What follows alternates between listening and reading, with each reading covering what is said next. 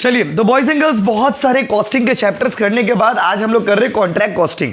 Copy में heading दीजिए, अब जल्दी ही सिलेबस कंप्लीट भी हो जाएगा। कॉपी में हेडिंग दीजिए कॉन्ट्रैक्ट कॉस्टिंग, निकालो कॉपी। कॉपी में हेडिंग दो कॉन्ट्रैक्ट कॉस्टिंग। ओके चलिए देखिए, तो कॉन्ट्रैक्ट कॉस्टिंग क्या है, उसका मीनिंग क्या है, बहुत सारे वर्ड्स इसमें आपको बार बार मिलेंगे नए नए। तो आज का पहला क्लास पूरा कॉन्सेप्ट है, उसके बाद अगला क्लास में हम लोग फॉर्मेट करेंगे और हम स्टार्ट कर देंगे। ठीक है बाबू, चलिए देखिए स्टार्ट करते हैं। कॉपी में कॉपी निकाल लीजिए, कॉपी में हेडिंग दीजिए कॉन्ट्रैक्ट कॉस्टिंग। कॉन्ट्रैक्ट कॉस्टिंग से मोस्ट प्रोबेबली 15 मार्क्स का क्वेश्चन आएगा।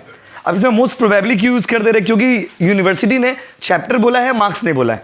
बट एक समझ आ जाता है, जैसे हाउस प्रॉपर्टी टैक्स में आप कर रहे हो 15 मार्क्स में देगा, सैलरी चैप्टर 15 मार्क्स में देगा। तो एक कंफर्म है कि भाई जैसे फाइनल अकाउंट हम लोग पहले करते थे, तो पता है कि भाई फाइनल अकाउंट है तो 15 मार्क्स में ही देगा। तो 15 मार्क्स वाला क्वेश्चन में ही ये जाने का चांसेस है कॉन्ट्रैक्ट कॉस्टिंग का। ठीक है, चलो आओ। तो भाई कॉन्ट्रैक्ट कॉस्टिंग होता क्या है, ये सबसे पहले आपको जानना पड़ेगा। What is the meaning of the word contract costing? तो भाइयों और बहनों, contract costing is the method of calculating the cost of contract. Contract costing क्या है, तो ये एक मेथड है। क्या है बोलिए, मेथड। यहां पे क्या करते हो, कॉस्ट निकालते हो।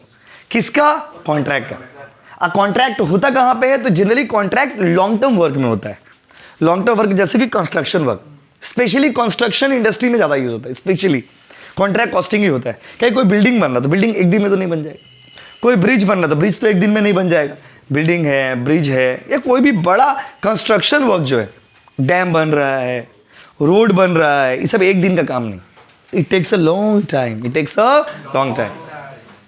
और उस लॉन्ग टाइम होने के कारण हम लोग जो कैलकुलेशंस करते हैं, जो मेथड्स यूज करते हैं, कौन सा मेथड यूज करते हैं बताइए, कॉन्ट्रैक्ट कॉस्टिंग। तो लिखिए point number 1, contract costing is the technique of, पूरा कॉन्सेप्ट लिखना है आपको आज बस। Contract costing is the technique of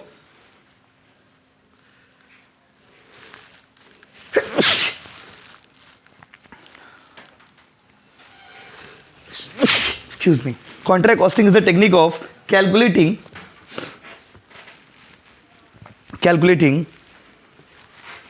the cost of, contract costing is the technique of calculating the cost of contract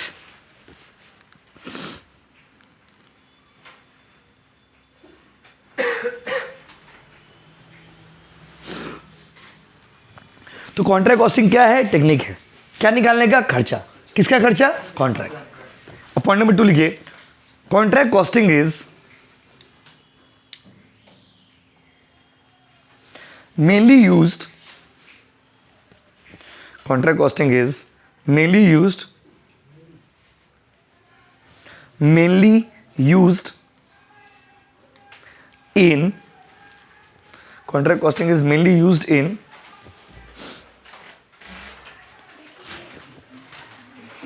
क्या mainly used in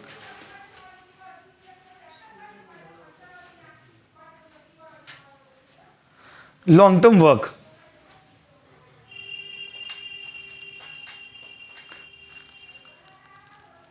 bracket में particularly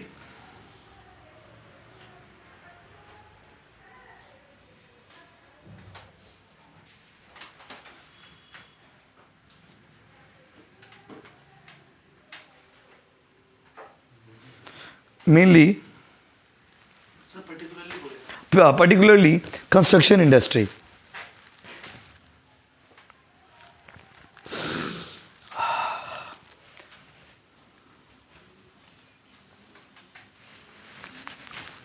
contract costing कहाँ use होता है, किस जगह यूज़ होता है, कैसे यूज़ होता है, वो सब आप यहाँ पे समझोगे। बात समझे ना, बड़ा टॉपिक है।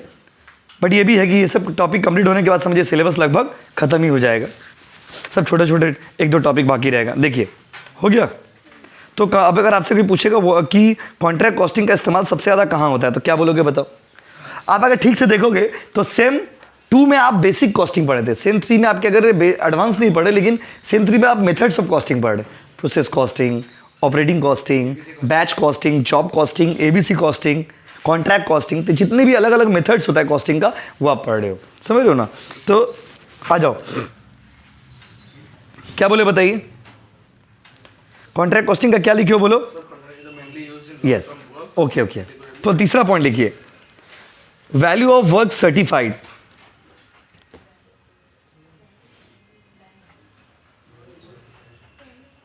Value of work certified, satisfied नहीं, value of work certified, value of work certified.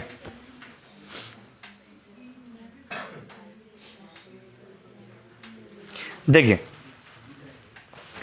जैसे आप लोग बिल्डिंग बिल्डिंग कभी लेने जाओगे, आपके माता पिताजी भी या कोई भी घर में घर वर खरीदते ना, तो घर वर में क्या होता है, जैसे मान लीजिए ये हम लोग जिस बिल्डिंग में पढ़ा रहे हो तो फिनिश बिल्डिंग है, मतलब कंप्लीटेड बिल्डिंग। तो कंप्लीटेड बिल्डिंग में क्या होता है, रेडी टू मूव होता है। आप अगर घर खरीदोगे, पैसा दोगे, खेला खत्म जाएगा। लेकिन जनरली जो बड़े बड़े प्लॉट्स होते हैं, बड़े बड़े प्रोजेक्ट्स होते हैं, उसमें क्या होता है कि जितना काम कंप्लीट होगा, वैसे वैसे जैसे आप एक घर खरीद रहे, तो आपको बोला कि ठीक है आप 1 लाख रुपया देके बुकिंग कर लो। मान लीजिए घर का वैल्यू है 20 लाख रुपये, जस्ट एन एग्जाम्पल। आपको बोला 1 लाख रुपया देके तुम बुक कर लो, आप उसको बुकिंग प्राइस देती, उसके बाद वो बोलेगा जैसे जैसे काम कंप्लीट होते जाएगा आप पैसा हमको देते जाइए, की बात समझे ना। तो कॉन्ट्रैक्ट कॉस्टिंग एक लॉन्ग प्रोसेस होता है। तो लॉन्ग प्रोसेस होता है तो there is a need to understand कि काम कितना कंप्लीट हुआ। तो उसको जानने के लिए हम लोग क्या करते हैं, टाइम टू टाइम देखना पड़ता है कि कितना काम कंप्लीट हुआ, कितना काम कंप्लीट नहीं हुआ। उसके लिए बुलाया जाता है एक्सपर्ट को। वो एक्सपर्ट आकर के बताता है, जैसे आप एक प्रमोटर है या कोई डेवलपर है जो बिल्डिंग बना रहा है, वो तो बोलेगा मेरा काम कंप्लीट है, लेकिन आपका काम कंप्लीट है उसके सर्टिफिकेट लेना पड़ता है। किससे सर्टिफिकेट लेना पड़ता है, किसी एक्सपर्ट से। और वो एक्सपर्ट आके बोलेगा हाँ इतना काम कंप्लीट हुआ। तो एक्सपर्ट के हिसाब से जो काम कंप्लीट है उसको बोलते हैं वर्क सर्टिफाइड। क्या बोलते हैं वो बताइए, वर्क सर्टिफाइड। लिखिए, एज वी ऑल नो, लिखिए as we all know, as we all know, as we all know, contract is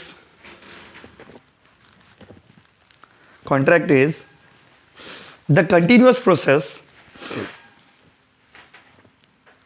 as we all know, contract is the continuous process, so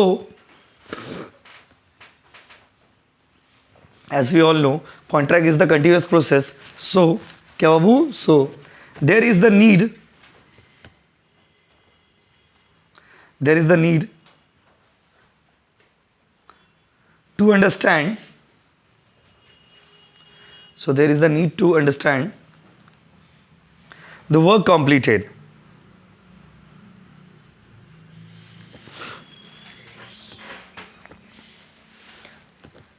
ठीक है, full stop। therefore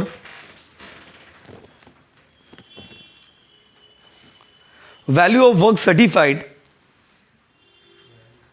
value of work certified is the process of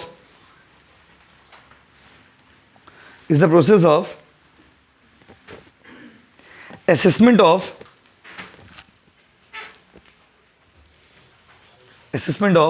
completion of work, assessment of completion of work by the expert, completion of work by the expert।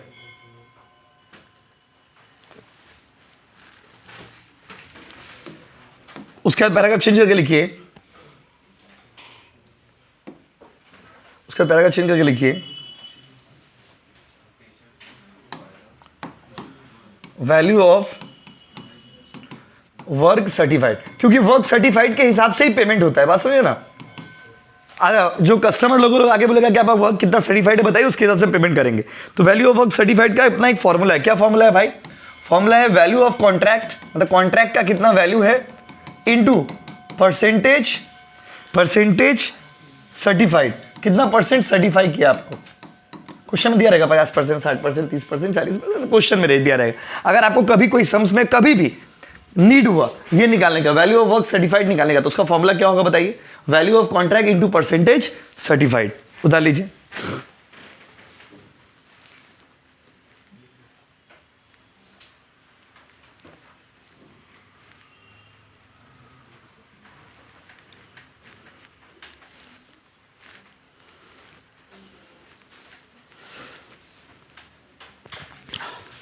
हो गया। लिख लिए, ये concept है पूरा। अगर हम डायरेक्ट आकर के फॉर्मेट, देखो इसमें एक स्टेप और है, ये जो आज हम लोग क्लास करें इसको स्किप किया जा सकता था, इसको डायरेक्ट हम लोग क्या कर सकते हैं, डायरेक्ट आपका आके फॉर्मेट बना के सम्स कर देते, लेकिन उसमें बहुत सारे वर्ड्स ऐसे हो जाते हैं ना जो आपको कंफ्यूज हो जाते हैं, फिर आपका चैप्टर क्लैरिटी नहीं आता, मतलब आप सम्स बना भी नहीं पाते ठीक से, क्योंकि बहुत सारे वर्ड, ये सब वर्ड जो है ना, ये सम्स करेगा, value work certified, uncertified, cost of work certified, notional profit, estimated profit, escalation clause, ये सारा चीज बार बार सम्स में रहेगा, तो आप कंफ्यूज जाओगे कि इसका एग्जैक्ट मीनिंग क्या है। तो एक कॉन्ट्रैक्ट हम स्टार्ट किए, और उस कॉन्ट्रैक्ट में काम कितना कंप्लीट हुआ ये कैसे जानेंगे, वर्क सर्टिफाइड से। कैसे जानेंगे बताइए, वर्क सर्टिफाइड। वर्क सर्टिफाइड मतलब काम पूरा कंप्लीट नहीं हुआ है, जितना, जैसे प्रमोटर बोल रहा है कि मेरा बिल्डिंग में 3 तो ढलाई हम कंप्लीट कर दी, अब क्या सच में 3 ढलाई कंप्लीट हुआ? देखो जैसे कोलकाता में हम लोग चलते हैं, स्पेशली हम लोग का स्टेट में क्या है, लीगल इलीगल बिल्डिंग का कॉन्सेप्ट है ना, तो हर बच्चा बजा जानता है लीगल इलीगल, डिफरेंस क्या आप सोचिए। ऐसा देखो, ऐसा तो अगर इलीगल बिल्डिंग इलीगल ही है तो जितना इलीगल बिल्डिंग है आपको बता दें, मतलब अप्रोक्सीमेटली 70 to 80% बिल्डिंग जो कोलकाता में वो इलीगल ही, तो सब टूट जाना चाहिए। सीन यहाँ पर क्या पता आपको, देखो यहाँ पे इलीगल में क्या डिफरेंस हो जाता है, यही डिफरेंस हो जाता है, सबसे बड़ा डिफरेंस यही हो जाता है। जैसे अगर आप लीगल बिल्डिंग बनाते हो ना, तो लीगल बिल्डिंग में क्या होता है, एक नॉर्मल प्लान पास होता है, केएमसी के पास जाएगा, प्लान पास होके आएगा, केएमसी वाला अगर बोला कि इस कॉर्नर में वॉशरूम होगा तो वहीं पे वॉशरूम देना पड़ेगा, इधर अगर किचन होगा तो इधर ही किचन देना पड़ेगा, मतलब वो पूरा प्लान वो लोग बना, लेआउट बना देता है। अब उस लेआउट के हिसाब से अगर आप बना रहे तो वो क्या हो गया, एकदम लीगल बिल्डिंग हो गया। वो लोग क्या करता है, सब कुछ टेस्ट करता है, देखता है कि कहीं कोई चीज़ ज़्यादा प्रेशर ना पड़ जाए, बात समझे, आप रास्ता छोड़े कि नहीं छोड़े, दोनों तरफ रास्ता है कि नहीं है, जाने आने के लिए आदमी लोग का, नीचे में जगह है कि नहीं है। इलीगल वाला में क्या होता है, बिल्डिंग वो लोग भी ठीक ही है, इलीगल वाला में क्या होता है, 3 तल्ला मारा वहां तक, फिर 4 तल्ला मार दिया, फिर जहां जहां जगह मिला वहां घर बना दी, तो वो इलीगल हो गया। आप समझ, दैट्स द मेन डिफरेंस। नहीं तो जितना भी आप सोचो ना 70 to 80% बिल्डिंग क्या है, इलीगल है, तो टूट जाना चाहिए था, हटा देना चाहिए था, उसमें कॉन्सेप्ट कुछ नहीं है। मेन क्या होता है बोलिए तो प्राइसिंग का भी डिफरेंस हो जाता है। आप लीगल है इलीगल बिल्डिंग में जाएंगे तो डबल का प्राइस में, अगर आप लीगल में जाते हो तो वहाँ पे आपका, अगर यहाँ पे आपको जितना प्राइस अगर 10 लाख में मिला तो वहाँ 20 लाख में, 20 में तो 40 में, डबलिंग हो जाएगा प्राइस का। लेकिन यही डिफरेंस होता है, लीगल में पूरा मैप, पूरा प्लानिंग जो है वो जो अथॉरिटी होता है, जो कॉम्पिटेंट अथॉरिटी, जैसे कोलकाता में केएमसी, तो वो क्या करता है, प्लान लेआउट कर देता है, उस प्लान लेआउट के हिसाब से ही आपको बनाना है, एक प्रॉपर जगह छोड़ना है। इलीगल में क्या होता है, जो जगह बचा हुआ उसमें भी दुकान बना दिए, उसका बाहर भी दुकान निकाल दिए, थोड़ा सा जगह बड़ा वहाँ भी पान का दुकान खोल दिए, तो वही इसलिए वो क्या बन जाता है, इलीगल बन जाता है। छत देखा, बहुत ज़्यादा बड़ा छत है, खाली बच गया, वहाँ पे भी बेटा 1,000 स्क्वायर फीट का घर बना दो, आधा छत यूज़ होगा, आधा छत जो है आराम से आदमी उसमें एक फ्लैट बेच देंगे, तो दैट्स द मेन डिफरेंस। तो वर्क ये क्या होता है ना, जिन्हें यहाँ पर वैल्यूएशन नहीं होता है, जैसे मान लीजिए कोई यहाँ पर कोई एक्सपर्ट आकर के वैल्यूएशन नहीं करेगा, इतना कंप्लीट हुआ, इतना कंप्लीट हुआ। लीगल बिल्डिंग में अगर जाएंगे वहाँ पे वैल्यूएशन पूरा प्रॉपर होता है, प्रॉपर आकर के expert time to time value, मतलब ये जो पूरा आप पढ़ रहे हो ना, क्योंकि ये सब जो वर्ड है ये सब आप सुने नहीं होंगे कभी। अब ये सब जो वर्ड है ये सब वर्ड आप तब सुनोगे जब कोई लीगल फ्लैट में इन्वॉल्व होंगे, आप लीगल बिल्डिंग में इन्वॉल्व होंगे। इलीगल में ये सब वर्ड यूज नहीं होता है, वर्क सर्टिफाइड, वर्क अनसर्टिफाइड, उसमें एक ही चीज होता है, काम कंप्लीट, पैसा दो। तो इसमें यहाँ पर सीन आपको समझना पड़ेगा कि काम वर्क सर्टिफाइड क्या है, वैल्यू ऑफ वर्क सर्टिफाइड क्या है, ये सब एक प्रॉपर लीगल कंस्ट्रक्शन जब होता है ना, उसमें ये सब चीज़ होता है। ये सब वर्ड आप यूज़ करोगे, ये सब वर्ड समझोगे, कल होकर के आप एक ऐसा कंपनी का अकाउंटेंट बन गए जो कंस्ट्रक्शन में इन्वॉल्व है। सपोज आपको कंस्ट्रक्शन इंडस्ट्री में जॉब मिल गई, तो वहाँ पर आपको यही काम करना पड़ेगा, ये सब चीज़ के बारे में जानना पड़ेगा। कितना पॉइंट हो गया बताइए। कॉन्सेप्ट नंबर 4 लिखिए, cost of work uncertified. Cost of work uncertified, एकदम अच्छा से लिखो, शिद्दत से लिखो, cost of work uncertified.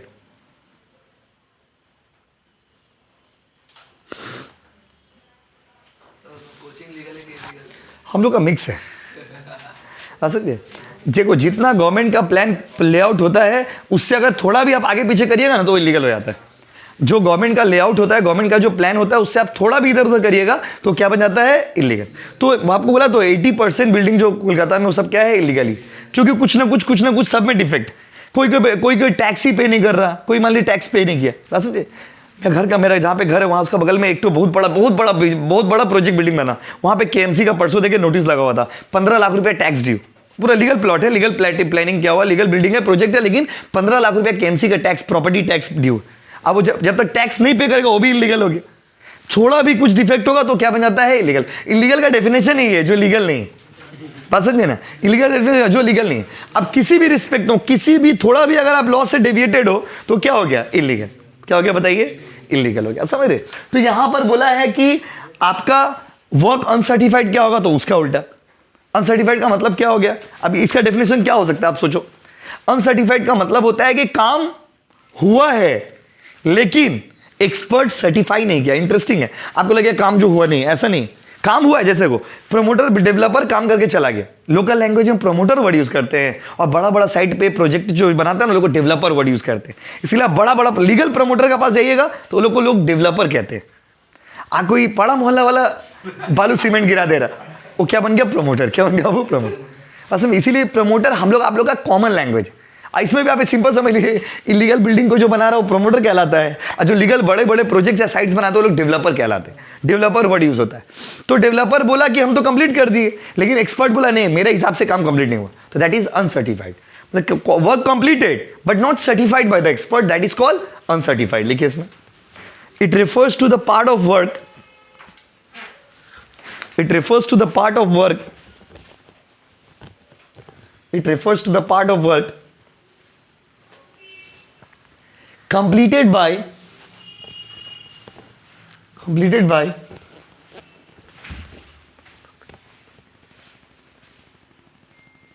contractor but not certified. किया तो हो लेकिन सर्टिफिकेट नहीं मिला है। समझे? आप बोल रहे हैं हम काम किए लेकिन सर्टिफाइड नहीं। अगला पॉइंट लिखिए,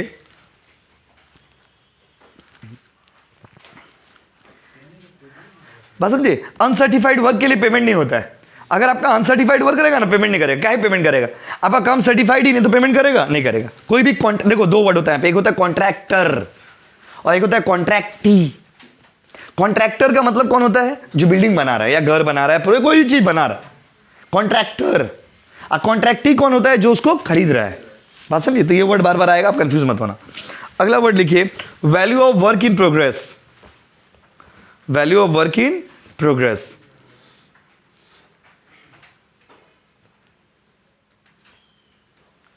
value of work in progress का मतलब क्या हो गया? जो काम चल रहा है, जो काम चल रहा है। तो इसका डेफिनेशन लिखना तो कोई लॉजिक नहीं बनता है। बस अगला पॉइंट लिखिए, retention money. Retention, RETENTION, retention money, RETENTION, retention money. एकदम नए नए शब्द है, देख रहे हो ना, एकदम अजीब अजीब शब्द है। ये सारा सम्स में बार बार आएगा। रिटेंशन मनी क्या है? देखिए, अब retention money, RETENTION, retention money.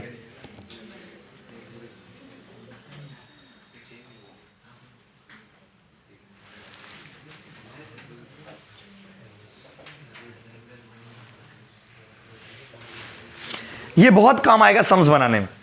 इसका फॉर्मूला है, और लेकिन ये है क्या वो तो जानना होगा पहले, उसका फॉर्मूला भी है, टेक्निकली समझना होगा। नहीं तो सम्स बनाने टाइम में डायरेक्टली बनाएंगे ना तो वो समझ नहीं, बाउंस बैक कर जाएगा। यहां पर बोला है क्वेश्चन में कि भाई रिटेंशन मनी क्या है। जैसे क्या होता है ना कि अगर मान लीजिए 20 लाख रुपया में हम एक घर का बात किए, उस 20 लाख रुपया में हम उसको 5 लाख रुपया भी नहीं दिए। अब देखो कि जनरली क्या होता है, जब घर वर आदमी खरीदता है तो आदमी जानबूझ के कुछ पैसा नहीं देता है। बोला जानबूझ के कुछ सारा पैसा नहीं देता है।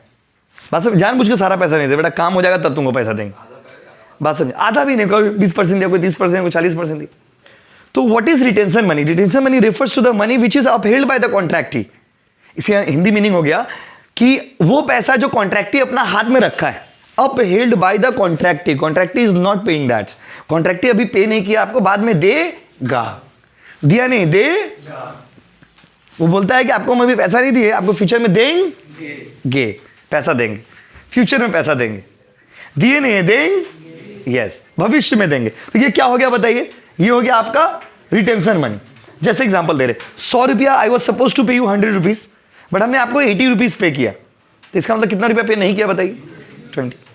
अब यहाँ पे इंटरेस्टिंग है, इससे सम्स आएगा। अगर रिटेंशन मनी 20% है, मैथमेटिकल कैलकुलेशन बताइए, अरिथमेटिकल कैलकुलेशन। अगर रिटेंशन मनी 20% है, इसका मतलब कैश पेड कितना परसेंट है? 80। ये सम्स में समझना होगा आपको। बहुत बार सम्स में ना कैश रिसीव दिया ही नहीं रहेगा, कितना रुपया कॉन्ट्रैक्टर रिसीव किया दिया नहीं रहेगा। तो आप कॉमन सेंस समझ लीजिए कि अगर 5 लाख का प्रोजेक्ट है, 20% रिटेंशन मनी है, इसका मतलब कितना परसेंट पेमेंट हो गया? 80%। 5 लाख का 80%, 4 लाख रुपया पेमेंट होगी। बात समझिए ना? तो retention money refers to the money which is not paid by the contractee. दिया नहीं है, देगा। बोला है अभी नहीं देंगे, फ्यूचर में देंगे। लिखिए लिखिए, it refers to the part of payment, part of payment, क्या लिखा होगा बताइए? It refers to the part of payment, लिखिए, it refers to the part of payment which is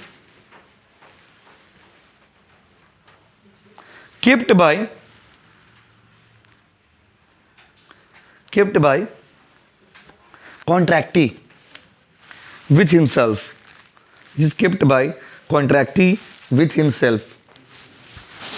कॉन्ट्रैक्टी अपना पास रखा है, दिया नहीं है, बोला है देंगे, देंगे, याद रखोगे। उसका लिखिए क्या, उसका पैराग्राफ चेंज कर लिखिए, cash received equal to, cash received equal to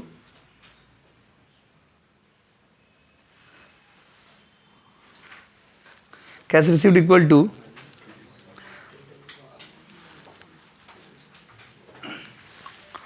total minus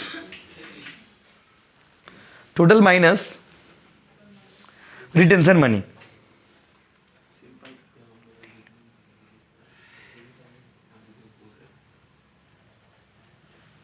meaning समझ गए तो फॉर्मूला का दरकार नहीं, तो सम्स बना के भी समझ जाओगे। अगला लिखिए, notional profit, notional profit, emotional profit नहीं, नोशनल प्रॉफिट, नोशनल प्रॉफिट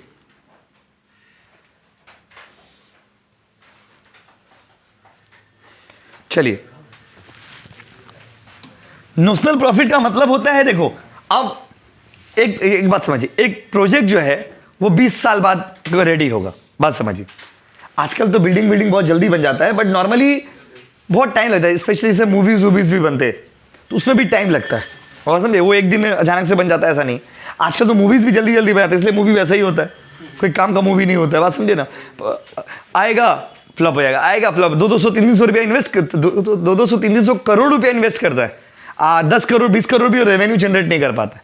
तो डिपेंड करता है आपका कंटेंट कैसा है, बात समझे ना। तो देखो पहले जमाना का जो मूवीज होता था ना, 2-2 साल 4-4 साल 5-5 साल 7-7 साल बनता था, तब जाकर के एकदम खतरनाक मूवी आता था, और वो उस जमाने के हिसाब से रेवेन्यू अच्छा खासा कमा लेता था।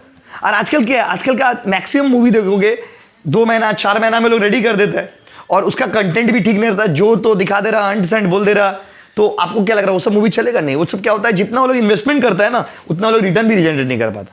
उसी में क्या है, कुछ मूवीज बहुत रेवेन्यू जनरेट कर लेते हैं, जिसमें वैसा दम है, उस क्वालिटी होता है, बस में क्वालिटी कंटेंट ये सब होता है।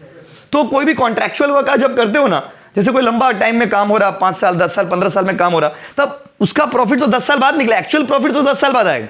हम एक बिल्डिंग बना रहे, उसका एक्चुअल प्रॉफिट तो 10 साल बाद आएगा, लेकिन जैसे जैसे मेरा काम कंप्लीट होता जाएगा, जैसे जैसे हमको पैसा मिलते जाएगा, तो हम एक प्रॉफिट निकाल के देखेंगे, उस प्रॉफिट को बोलते हैं नोशनल प्रॉफिट। आप समझ रहे बात, दोनों में डिफरेंस क्या है? नोशनल प्रॉफिट और एक्चुअल प्रॉफिट में फर्क होता है।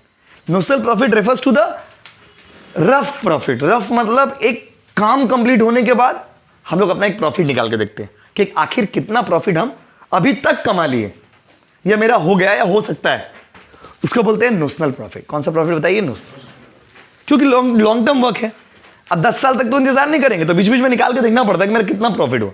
उस प्रॉफिट को क्या बोलते हैं बताइए? Notional profit. लिखिए, इसका फॉर्मूला है, सम्स में काम आएगा, देखिए डायरेक्ट फॉर्मूला से काम होगा। लिखिए, वैल्यू ऑफ वर्क सर्टिफाइड, किसी का कॉलेज में हुआ होगा चैप्टर तो पता होगा आपको, वैल्यू ऑफ वर्क सर्टिफाइड नहीं, उसका फॉर्मूला ही डेफिनेशन बन जाएगा।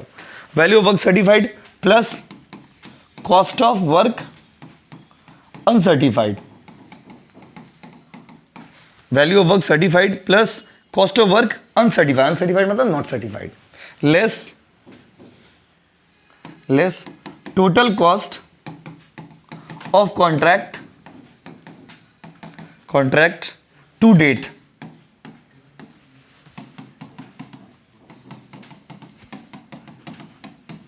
ये बहुत काम आएगा फॉर्मूला नोशनल प्रॉफिट निकालने में।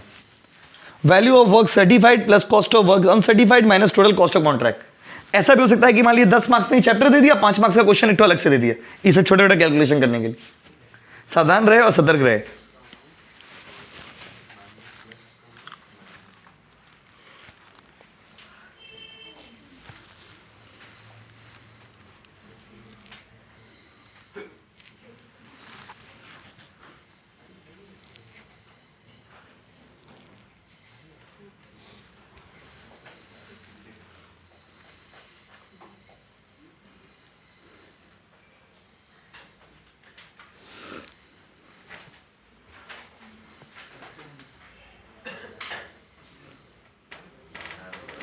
चलिए कितना पॉइंट हो गया बताइए। अगला अगला देखो, अगला पॉइंट लिखिए। देखिए इसका मतलब क्या हुआ, value of work certified plus वो cost of work uncertified minus total cost of contract to date. To date मतलब जिस दिन आप निकाल रहे हो उस दिन तक टोटल खर्चा कितना लगा है, उसको बोलते हैं total cost of contract to date. To date मतलब उस दिन तक। 10 साल का प्रोजेक्ट है, हम 3 साल बाद प्रॉफिट निकाले, 3 साल तक टोटल खर्चा कितना लगा है, उसको माइनस करके जो प्रॉफिट आएगा उसको कौन सा प्रॉफिट बोलेंगे, नोशनल। अगला आइए, अगला हेडिंग दीजिए एस्टिमेटेड प्रॉफिट। एस्टिमेटेड प्रॉफिट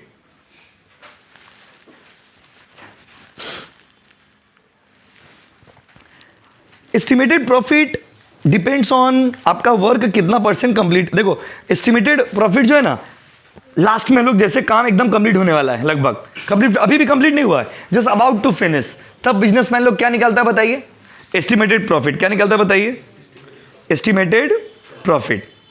चलिए लिखिए,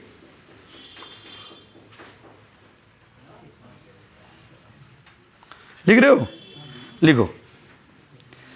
It is the difference between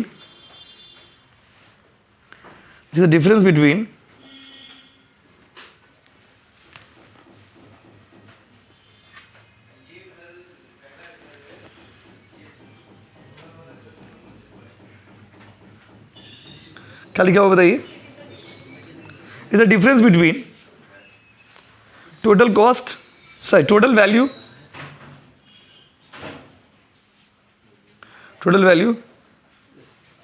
and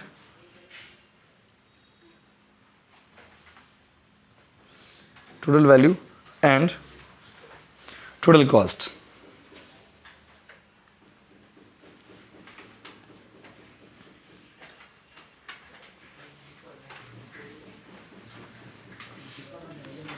हो गया। अब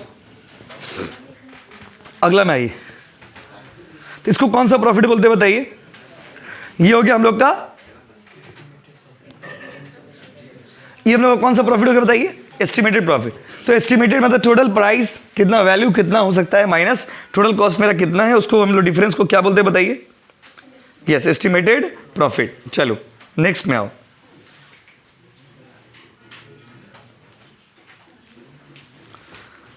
देखिए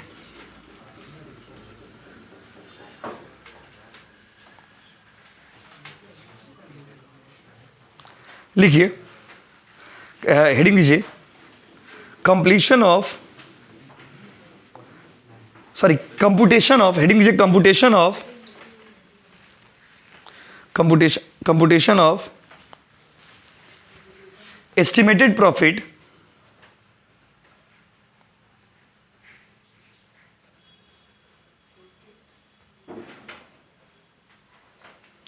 क्या लिखा हुआ बताइए, profit to be transferred to PL, profit to be transferred to PL, PL मतलब profit and loss, PL on incomplete contract, on incomplete contract. जरूर बोलेंगे बाबू आपके लिए, फिर से बोलिए क्या लिखा हुआ है, computation of profit, estimated profit to be transferred to profit and loss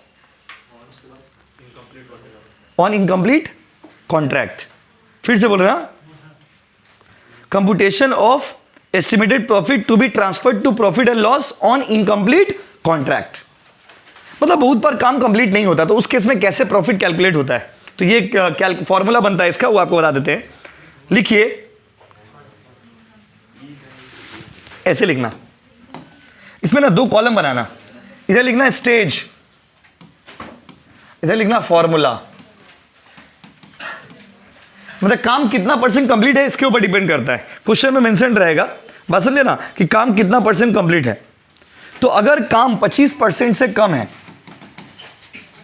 less than 25%, तो प्रॉफिट एंड लॉस में 1 रुपया भी ट्रांसफर नहीं होगा, नो एंट्री।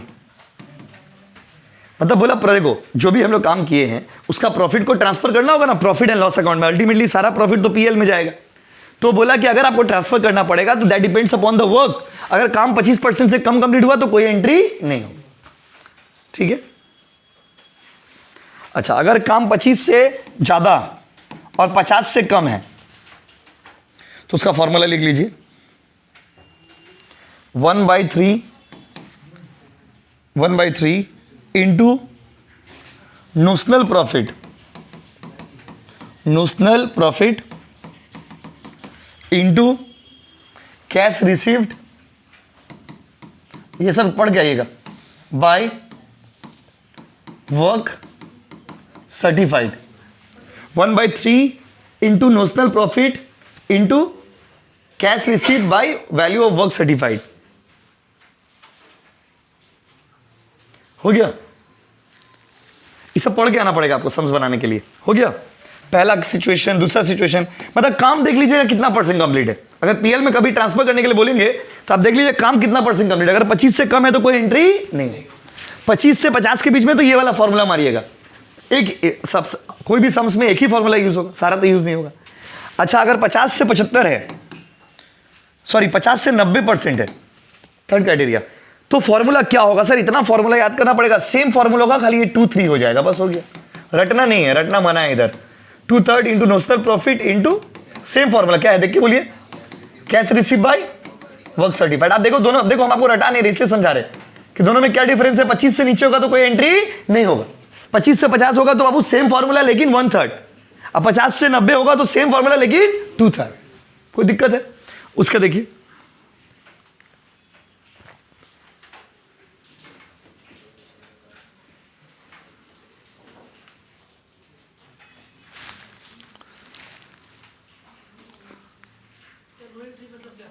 नो एंट्री कुछ करिएगा ही नहीं।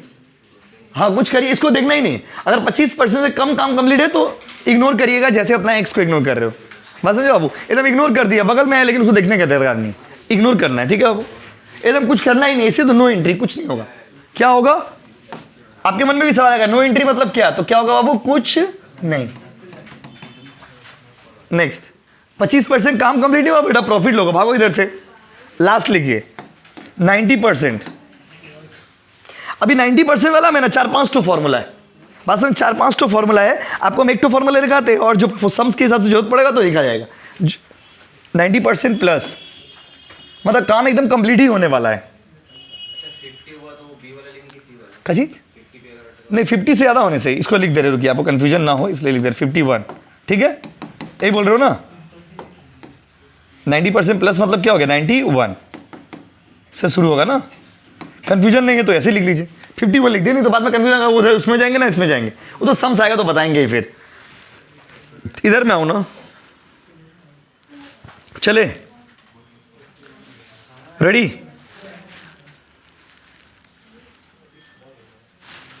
देखिए ई लेस देन 90 और यहाँ पे पूरा लिख दे रहे लैंग्वेज में रखिए 90% और अबव, तो 90% या फिर उससे ज़्यादा। देखिए ये वाला लेस देन 50, समझे? समझ तो करेंगे बट ऐसे लिख दे रहा है, आपको कन्फ्यूजन नहीं होगा बाद में। लेस देन 50 इसका मतलब यहाँ से शुरू हो जाएगा 50% से ज़्यादा। देखो 25 लेस देन मतलब उससे कम, यहाँ से अगला पैरामीटर शुरू हो जा रहा है। ऐसे सम्स करेंगे तो ये कंफ्यूजन आपको नहीं होगा। अभी फॉर्मूला लिख रहे तो हो सकता है आप कंफ्यूजन हो। अच्छा, लास्ट वाला क्राइटेरिया में सेम फॉर्मूला जाएगा, हल्का सा चेंज हो जाएगा, हल्का सा फॉर्मूला चेंज होगा। यहाँ पे आ जाएगा एस्टिमेटेड प्रॉफिट। क्या बोलिए? तो काम तो लगभग कंप्लीट है। Estimated profit into work certified by contract price, ये थोड़ा अलग फॉर्मूला देख लीजिए। Work certified by contract price, ठीक है बाबू? इसमें ना 3-4 तो फॉर्मूला लगेगा डिपेंडिंग अपॉन क्वेश्चन, लास्ट वाला का। तो क्वेश्चन के हिसाब से देखेंगे क्या इंफॉर्मेशन अवेलेबल है। फिलहाल एक तो फॉर्मूला लिख दिए हैं और देखिए लाल रंग से लिखे क्योंकि फॉर्मूला पूरा अलग है। 25 से कम है बाहर रास्ता नापो, 25 से 50 तक है तो ये वाला फॉर्मूला, 50 से 90 तक है, 90 से नीचे तो ये वाला फॉर्मूला, 90 से ऊपर हो जाएगा, 90 या फिर 90 से ऊपर हो जाएगा, लास्ट वाला फॉर्मूला चिपका दोगे। अब कैसे यूज होगा? कोई भी सम्स में चारों में से एक ही तो यूज होगा, चारों तो यूज नहीं होगा। डिपेंडिंग अपॉन वर्क सर्टिफाइड कैसे यूज होगा वो तो जानने के लिए आपको अगला सम्स अगला क्लास में करना पड़ेगा। लिख लीजिए, फिर एक लास्ट टॉपिक लिखाएंगे, खत्म हो जाएगा आज का पूरा कॉन्सेप्ट कंप्लीट आएगा। अब अगला दिन डायरेक्ट फॉर्मेट बनाएंगे, सम्स बनाएंगे, खत्म। लो उतारो अभी फॉर्मेट बताया ना आपको। लास्ट पॉइंट लिखिए, हो गया ये वाला। लास्ट लिखिए एस्केलेशन क्लॉज, ES ओ लिख रहे हो, ओके लिख लीजिए आप,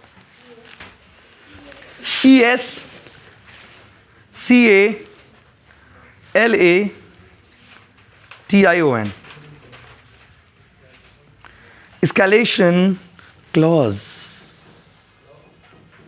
लॉस नहीं जी, clause, escalation clause, CLAUSE clause. फिर से बोले, देखो इसमें जितना भी वर्ड्स आपने सुना ये सब आपके लिए नया वर्ड है, क्योंकि सबका मीनिंग भी बहुत नया है आपके लिए। एस्केलेशन क्लॉज क्या हो सकता है, गेस करो, गेस नहीं कर पाओगे आप। एस्केलेशन क्लॉज का मतलब होता है, जैसे मान लीजिए आज हम बिल्डिंग बनाना शुरू किए, अब फिर वही बात, बिल्डिंग एक दिन में तो बनेगा नहीं, 5 साल 7 साल 10 साल लगेगा। लेकिन मटेरियल का दाम जो आज है, आज जो मटेरियल का दाम है, 2 साल बाद तो मटेरियल का दाम सेम नहीं होगा। आज हम आपसे कॉन्ट्रैक्ट लिए कि भाई हम आपका बिल्डिंग 20 लाख में कंप्लीट कर देंगे, लेकिन 2 साल बाद उसका दाम बढ़ गया, मटेरियल का दाम बढ़ गया, तो मेरा तो लॉस हो जाएगा। तो जब एग्रीमेंट बनता है ना, तो एग्रीमेंट में क्या करता है बोलिए तो, एग्रीमेंट में कॉन्ट्रैक्टर लोग ना एस्केलेशन क्लॉज डालता है। एस्केलेशन क्लॉज का मतलब होता है कि in case the raw material prices rises, contract price will also rise. इसको बोलते हैं एस्केलेशन क्लॉज, जो कहता है कि अगर रॉ मटेरियल का दाम बढ़ जाता है तो आपका कॉन्ट्रैक्ट का प्राइस भी बढ़ जाएगा, नहीं तो मेरा तो लॉस हो जाएगा। सोचिए आज हम आपको बोले कि 20 लाख रुपए में आपका घर बना देंगे, लेकिन मटेरियल कॉस्टिंग इतना हाई हो गया कि मेरा 10 लाख का लॉस हो जाएगा, तो हम ऐसा काम क्यों करेंगे। तो इसीलिए क्या करता है ना, कॉन्ट्रैक्टर लोग जो लोग घर वर बनाता है, वो लोग एक तो पॉइंट डलवा देता है वकील के पास जाकर के, उसको बोलते हैं एस्केलेशन क्लॉज। लिखिए, बोले लिखिए, escalation clause, escalation clause refers to, escalation clause refers to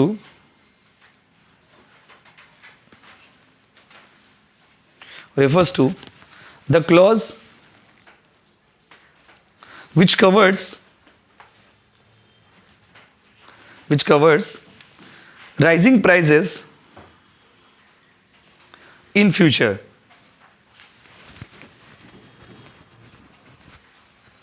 that shall be included in contract price,